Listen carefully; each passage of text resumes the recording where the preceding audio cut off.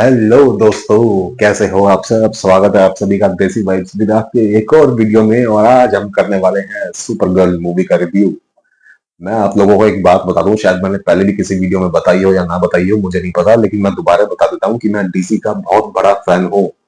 मैं बचपन से लेकर अभी तक डीसी को ही देखा है। डीसी पहले डीसी की कार्टून्स देखा करता था, अब मूवीज देखता हूँ। मजा आ जाता है मुझे। मतलब देखने में ऐसा लगता है कि ये बच्चों के लिए नहीं बनी है, ये बड़ों के लिए बनी है। जैक स्नाइडर की जो डीसी की सारी फ्रेंचाइजी सी मूवीज थी, बच्चों के लिए तो भाई वो हो नहीं सकती है। मजा आता था देख के। पता नहीं बंद की हो गई, लेकिन मैं जैक स्नाइडर का फैन हूँ भाई। एक नंबर की मूवी सुनाता है। तो जल्दी जल्दी आते हैं अपने टॉपिक पे। सुपर गर्ल मूवी जो कि मुझे अनफॉर्चुनेटली देखनी पड़ रही है, क्योंकि मैं जेम्स गन का फैन नहीं हूँ। वो हर चीज में कॉमेडी डाल देता है, मजाक बना देता है हर चीज का, और पता नहीं कहाँ कहाँ से कैरेक्टर्स लेके आ रहा है, मजा भी नहीं आ रहा भाई देखने में। लेकिन डीसी का फैन हो तो भाई डीसी के साथ तो थोड़ा सा लॉयल रह सकता हूँ मैं। मार्वल का इतना बड़ा फैन नहीं हूँ, हालांकि मैं मार्वल की एक भी मूवी नहीं छोड़ता, कुछ भी नहीं छोड़ता मैं उसका। लेकिन अगर अंदर से बात करो तो डीसी को मैं फर्स्ट प्रायोरिटी पे रखता हूँ अपनी। सुपर गर्ल भाई एक ऐसी मूवी है जो कम से कम एक बार तो देखनी चाहिए। उसमें एक काफी सिंपल कहानी है, काफी नॉर्मल कहानी है। कोई बच्चा भी बता देगा कि क्या होने वाला है अगला इस मूवी में। वीएफएक्स अच्छा लगा, सब चीज बढ़िया लगी। सुपर गर्ल क्या होती है कि दूसरे प्लेनेट पे होती है, रेड सन के उसमें होती है, जहाँ पे रेड सन होता है। रेड सन बेसिकली ना क्रिप्टोनियंस की वीकनेस होती है, मतलब वहां पे वो नॉर्मल इंसान की तरह रहते हैं। उनको चोट लग सकती है, वो लोग मर सकते हैं, कुछ भी हो सकता है। तो कहानी शुरू होती है एक विलन से। विलन विलन का नाम मुझे याद नहीं है, अजीब सा विलन था, याद भी नहीं रहेगा विलन किसी को बाद में। तो विलन एक लड़की के माँ बाप को मार देता है जो हथियार बनाया करते थे। अब उनसे हथियार भी ले लेता है वो, और बच्ची के सामने ही उसके माँ बाप को, उसके भाई को मार देता है। वो लड़की पर रिवेंज लेने निकल पड़ती है लोगों से हेल्प मांगने के लिए कि तुम मेरी मदद करो।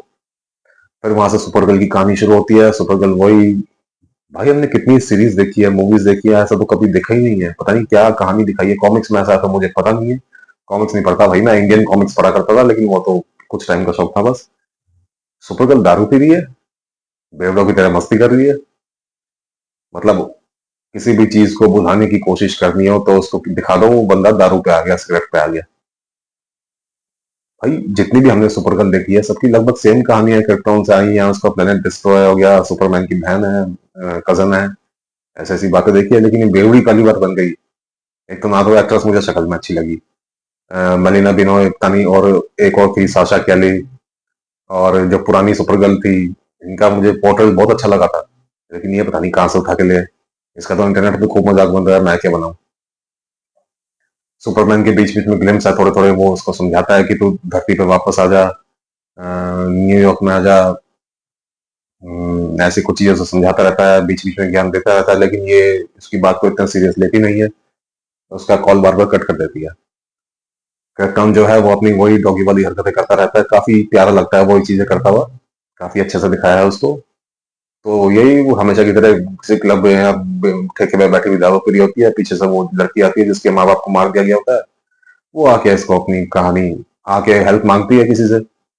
इसकी नजर उस पर पड़ जाती है, उसकी बातें सुनती है। ये कहती है जो भी मेरे बदला लेने में मेरी मदद करेगा मैं उसको एक तलवार दूंगी। अब सुपर गर्ल को तलवार से कोई मतलब नहीं है, लेकिन कोई एक बंदा होता है वहां पे, उसको मतलब होता है। वो उसकी तलवार लेके लड़की को ऐसे साइड मार के तलवार लेके भाग जाता है आपकी उसकी। अब सुपर गर्ल तो कहती है कि भाई मैं इसको इंसाफ दिलाऊंगी। वो जाती है उस बंदे के पीछे पीछे, उसे पेल लेती है, तो तलवार उसकी उसको वापस दे देती है। फिर उस बच्ची को लगता है कि ये सुपर गर्ल तो मेरी हेल्प कर सकती है, जब तक उसको पता नहीं था कि इसके पास पावर्स क्या क्या है। तो वो उसके पीछे लग जाती है।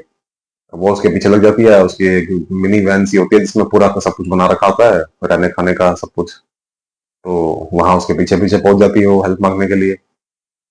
वहां पे थोड़ी देर बाद विलन आ जाता है। तो जो क्रिप्टन होता है, जो सुपर गर्ल का डॉगी होता है, तो वो उस पर अटैक करने जाता है। तो वो उसको कुछ ऐसी चीज से गोली मार देता है, निशाना मार देता है, जिसकी उसके शरीर पे आके एक इंजेक्शन लगता है, जहर उसकी पूरी बॉडी में फैल जाता है, और वो कमजोर पड़ जाता है या बेहोश हो जाता है, कुछ भी हो जाता है। अब उस चीज का जो एंटीडोट होता है वो विलन के पास ही होता है। अब जो सुपर गर्ल होती है कारा, वो प्लेनेट टू प्लेनेट भटकती है कि इस विलन को ढूंढ के इससे मैं एंटीडोट लेके क्रिप्टन को ठीक कर दूंगी, क्रिप्टो को ठीक कर दूंगी। तो ऐसे ही होता है भाई। अब इनको काफी मुश्किल आती है रास्ते में, जगह जगह इनको लड़ाई करनी पड़ती है। कभी स्पेस बस पता नहीं क्या बना रखा है इन्होंने, उसमें डाकू आके हमला कर देते हैं, उनसे बचाती है सबको। तो ऐसे ऐसी चीज चलती रहती है। एंड में आके सुपर गर्ल को प्लेनेट मिल जाता है, मतलब उसको ले जाया जाता है उस प्लेनेट पे, प्लानिंग होती है सारी, उसको पता नहीं होता क्योंकि वो सूरज का चक्कर होता है इनका ना बड़ा।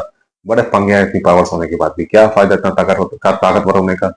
चलो धरती पे चले जाओ, वहां हर कोई जेब में क्रिप्टोनाइट लेके घूम रहा है, सुपरमैन के घुसा देता है। बाहर आ जाओ तो इतने सूरज है, कोई सूरज ये कर रहा है, कोई सूरज वो कर रहा है, कोई सूरज इनको सांस लेने में दिक्कत दे रहा है। तो ऐसे एक प्लेनेट में चली जाती है जहाँ पे ग्रीन सन होता है, मेरे ख्याल से वो इसको वहां पे सांस वास नहीं ले पाती, गिर जाती है, पड़ जाती है, कमजोर पड़ जाती है। दो सन होते हैं वहां पे, एक ग्रीन सन होता है, एक येलो सन होता है, दोनों के आने का अलग टाइम होता है। तो ग्रीन सन का टाइम था जब वो उसको वहां ले जाते हैं, तो वहां पे वो बेहोश पड़ जाती है। फिर वो बच्ची जाती है वहां पे अपना दुश्मन के जहाज पे बदला लेने के लिए। अब लड़की को तो पकड़ लेते हैं, लेकिन सुपर गर्ल बेहोश ही पड़ी है। वो विलन लड़की से सुपर गर्ल का एड्रेस पूछता है कि कहाँ पड़ी है वो लड़की बताती नहीं है। इतने में जब तक वो बताने लायक होती है या वो उसको ढूंढने वाले होते हैं, इतने में येलो सन आ जाता है भाई। सुपर गर्ल में ताकत आ जाती है, फिर वो उन सबको ठिकाने लगा देती है। यही सब स्टोरी है भाई। तो मेरे ख्याल से तो वन टाइम वॉच है। बहुत ही बुरा लगता है देख के कि डीसी की ये हालत हो गई है। लोगों को ना एक्चुअली मार्वल की इतनी आदत हो गई है, सब चीजें में उनको हंसी मजाक पसंद है। तो जब भी मैं कहता हूँ कि डीसी की जो मूवीज बनती है ना वो बच्चों के लिए नहीं होती, बड़ों के लिए होती है। जैक स्नाइडर की मूवीज सारी की सारी जितनी भी डीसी की उसने मूवीज बनाई एक नंबर की थी। साइंस बनाती थी, लगता था कि कुछ हम सीरियस देख रहे हैं, कुछ सीरियस सीन होता था, लगता था कुछ बड़ा होने वाला है। मैन ऑफ स्टील ले लो, बैटमैन वर्सेस सुपरमैन ले लो, सुसाइड स्क्वाड ले लो, और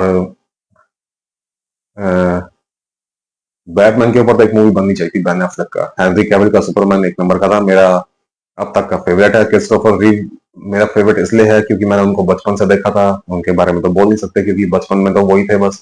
तो बचपन तो होता ही है गोल्डन पीरियड लाइफ का, जिनको वहां से देख लिया वो तो फेवरेट रहते ही हैं। लेकिन मैं अभी रियलिटी का पूछूं तो हेनरी कैविल मेरा फेवरेट सुपरमैन है। उसके बाद आता है ब्रेंडन रोथ। तो भाई जैक स्नाइडर की मूवीज मुझे बहुत अच्छी लगी थी। अब पता नहीं क्या हो गया है, कब तक ये देखनी पड़ेगी। सुपरमैन को तो बिगी बिल्ली सा बना दिया इन्होंने, जो उसकी पहली मूवी आई थी। चलो भाई, अब जो होगा देखा जाएगा। डीसी की मूवीज तो मैं जरूर देखूंगा, और थिएटर में ही देखूंगा। तो अगर आप लोगों को ये रिव्यू पसंद आया तो इस चैनल को जरूर सब्सक्राइब करें, इस वीडियो को अपने दोस्तों और फैमिली के साथ शेयर करें। जब तक के लिए मिलते हैं अगली वीडियो में। Bye bye everyone, take care.